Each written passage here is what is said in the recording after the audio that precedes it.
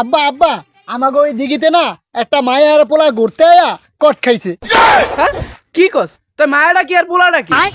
আব্বা মায়ের হইলো আমাকে পাশের গ্রামের নূপুর, যারা আমি ভালোবাসি, আর পোলাটা হইলাম আমি। মাউল্লো আরবো পড়ালেখা বাদ দিয়ে এই বয়সী প্রেম মারাও খারাস। এবড়া তুই না কয়দিন ধরে পেনা ফিরতাস যে কত মাস হয়ে গেল একটা বিয়া শাদী খাইতে পারি না?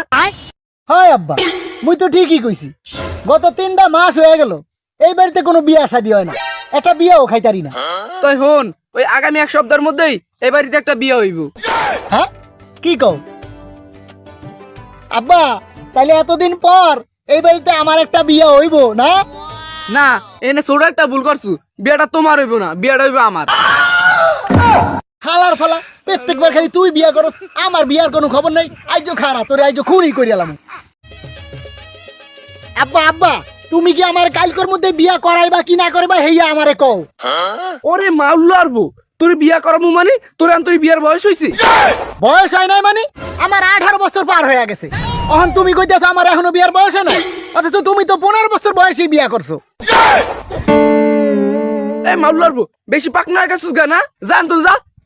আব্বা হালার বলে 15 বছর বয়সে বিয়া করছে, আর আমার 18 বছর হয়েছে, আমার এখনো বিয়া করাইতে আছে না। যা আইজো বাড়ি কোন চলে যেতে আছি, আর বাড়িতে আমু না।